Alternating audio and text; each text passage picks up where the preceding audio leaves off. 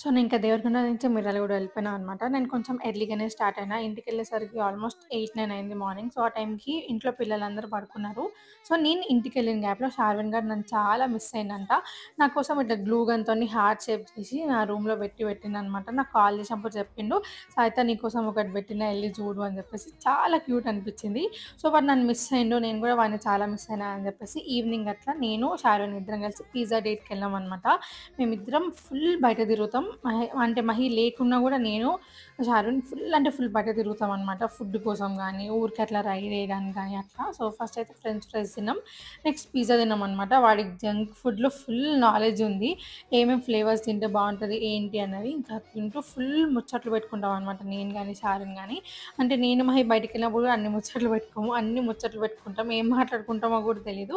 So, తినేసి అట్లా ఒక రైడ్‌కెళ్ళేసి ఇంటికెళ్ళిపోయినాం. యాహ్! ఈ వీడియో ఇంతే. సరే అయితే బాయ్ మరి.